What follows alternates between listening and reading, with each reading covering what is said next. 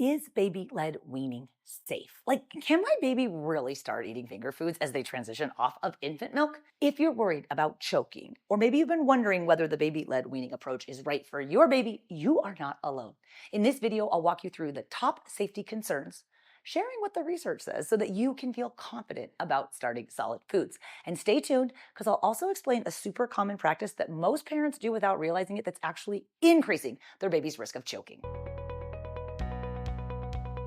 Hi, I'm Katie Ferraro. I'm a registered dietitian and mom of 7. I specialize in infant feeding and baby-led weaning. Now, there is a real incredible body of research that supports a baby's ability to safely self-feed. It's called baby-led weaning. And if you are considering this approach, you'll be happy to know that there is no higher risk of choking when you start solid foods with a baby-led approach compared to conventional adult-led spoon feeding. Now, that only holds true, though, when parents are educated about reducing choking risk. In my program, Baby-Led Weaning with Katie Ferraro, I walk you through the steps to starting solid foods safely with baby-led weaning and letting your baby lead the way. So putting anything in your baby's mouth, including a spoon, can be a choking risk. And if you're scared about choking, research does show that babies who've had the least amount of practice with finger foods are actually at elevated risk for choking. So knowing the difference between gagging and choking, this is an really important skill for parents and caregivers to have. So let's take a look at how that happens. So what is gagging? Gagging is a natural and necessary part of learning how to eat. Gagging is a reflex whereby the baby pushes an object out of their airway. Yes, it's uncomfortable, okay? It's uncomfortable for the baby to experience. It's uncomfortable for you to have to watch, but gagging is an inevitable part of learning how to eat. And gagging is essentially a good thing.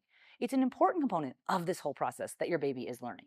With gagging, your baby is coughing or sputtering because there's air passing through. Okay, the baby's going to turn red or pink when they're gagging.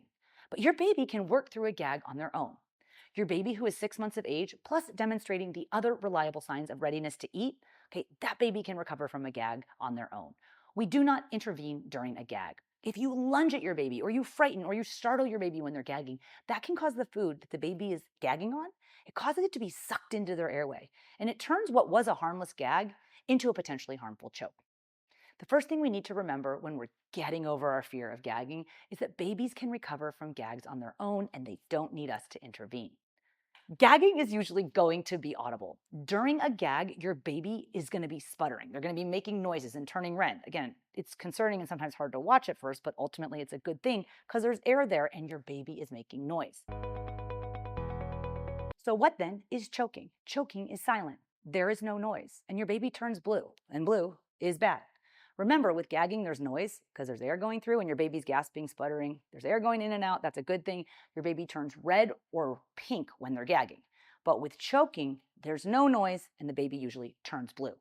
Now, sometimes with a choke, there may be a soft intermittent noise, but for the most part, it's silent. It's another reason why we never leave a baby unattended when eating or playing, because if they're going to choke, it's going to be silent and you won't hear it happening, okay? Especially if you're in another room and not directly observing your baby. So why do babies choke? Well, they have smaller throats and smaller airways and weaker coughs to clear food. They have the still forming muscles that sometimes result in coordination problems. But there are 3 things you can do to reduce the risk of choking for your baby.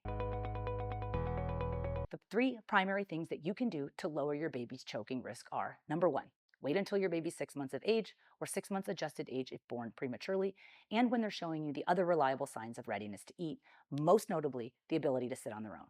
Okay, your baby's ability to sit on their own, that's them telling you that they've got the head and the neck control and the trunk strength to support a safe swallow. I have more information about readiness to feed in the pre-feeding section of the program. There's a video called Identifying Signs of Readiness to Eat. Okay, so the first thing to reduce choking risk, wait until your baby is really ready to start solid foods. The second thing you can do to lower the risk of choking is to properly position your baby in their high chair. Okay, the safest position for your baby to be in the high chair is to have their waist at a 90-degree angle, their knees at a 90-degree angle, and a 90-degree angle resting flat on the solid foot plate. Okay, that solid foot plate helps stabilize your baby when they're gagging. So when your baby gags on food, they stomp their feet down to stabilize and engage their core. And they utilize their mouth muscles to push that piece of food forward and out of the airway. If there's no footrest, there's no stability and a resultant increased risk of choking. The second way to lower the risk of choking, again, ensure proper high chair positioning. The third way you can lower your baby's risk of choking is to properly prepare and offer foods. As you learned in the previous video, the safest size of food for early eaters are soft strips of food that are shaped about the size of your adult pinky finger. By avoiding choking risk foods and offering safe finger foods, the combination works to lower your baby's choking risk. For meats, remember from the last video that if you can shred the meat between your finger and your thumb, then it's safe for your baby to eat with their gums. We do offer additional broth, no salt or low salt broth, along with the strips of meat in order to add more moisture and make it safer for the baby to swallow. You're responsible for what the baby eats and where they eat and when they eat. Okay, for what they eat, you're learning how to make all the foods in the 100 First Foods list safely, okay? For where they eat, you're responsible for making sure your baby has that safe seat to eat and that they're positioned and sitting in it properly during mealtimes. And as for the when they eat, we gotta set mealtimes for children, okay? We don't let them graze or snack all day. For mealtimes, we like to offer solid foods for babies 1 to 2 times per day at 6 to 7 months. You can bump that up to 2 to 3 times per day when your baby is 8 or 9 months. And then by the time your baby turns 10 months of age, we like to see them eating 3 times a day. Your baby's job is to be in charge of how much or even whether they eat. Okay, anytime you feel like, oh, I have this pressure, I'm gonna make my baby eat, I'll just spoon feed them because I'm worried they're not getting enough. Remember this division of responsibility in feeding theory. It is not your job to worry about how much or even whether your baby eats. That's your baby's job. If everybody just does their job, choking risk is reduced. So now that you know a little bit about the difference between gagging and choking, the next step to reducing choking risk is to properly prepare the solid foods that your baby is going to eat. As a dietitian specializing in infant feeding and baby-led weaning, I am here to help you make that happen. So if you're looking for step-by-step instructions on how to start solid foods safely with baby-led weaning, my comprehensive online program is called Baby-Led Weaning with Katie Ferraro, and it is the solution for you.